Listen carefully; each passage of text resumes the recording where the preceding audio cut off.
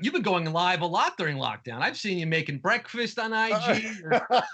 I took a master class with Gordon Ramsay, and all of a sudden, I'm cooking for the first time in my life. And my mom literally called and goes, "Are you okay? Is something wrong?" Because it is so foreign, the idea that I'm cooking and making breakfast and having such a blast and learn and just taking the time to slow down and try to learn new skills and improve yourself while the world is potentially falling apart around us. One of the things I love, whether it's sports or documentaries or anything, any podcast I listen to, I respond to passion. I love hearing somebody that's passionate, even if it's a topic I don't care about. And Ramsey's passion is so palpable. He made me believe I could cook. And I know this isn't exactly rocket science here, but all of a sudden I'm scrambling the best eggs I've ever had. Well, it seems like Rob Gronkowski's really passionate about CBD. I saw you go live with him. What was that about? I have rheumatoid arthritis. I've been working with the Arthritis Foundation since 2002. I got to go on Celebrity Apprentice. That was my charity. And they wanted to do kind of a fundraiser right now, this Survive and Thrive, the idea of we're all in this together.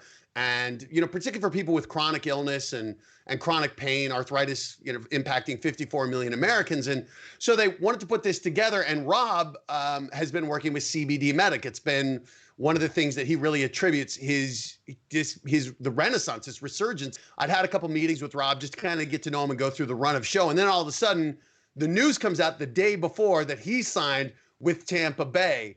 And he had a press conference that day, but he said we were going to be, listen, I'm sure there were a lot of things he probably wanted to do that night, a lot of things that were competing for his attention, but he came on this show. We ended up spending like 3 hours together, along with his girlfriend, Camille Kostic, who's an SI swimsuit cover model. I will say he is everything I wanted him to be. This guy is just the most positive party animal who is just as much fun as you imagine. And for me, being a fan of the NFL, anytime you get to meet the athletes, I become Chris Farley. Isn't this awesome? But this is one of the things I always thought about Rob is, look, the guy struck you as a guy who is a party animal, who is chugging beers and, going on cruises, but he never got into trouble.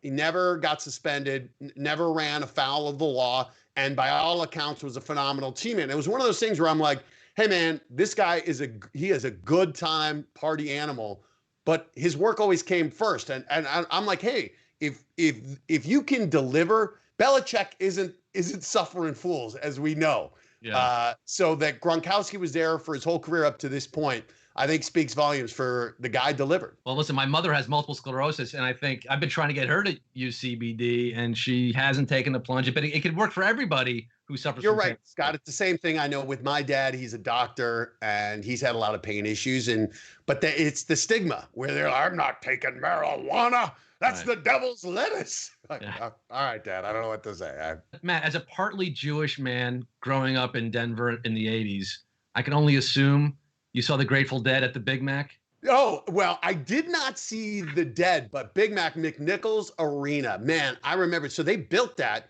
because Denver was going for the 76 Winter Olympics. They built it. Denver got the offer and turned it down because we thought it was going to be a bath for Denver, but they got McNichols Arena out of it, which was replaced by the Pepsi Center, I think in the early 2000s. But I can't tell you that my dad growing up had season tickets to the Nuggets, to the Colorado Avalanche, the hockey team before they became the New Jersey Devils. Colorado Caribou, I think, was our major indoor soccer league, the Missile. We went to McNichols. We were probably there twice a week growing up. And my dad would alternate taking me or my brother.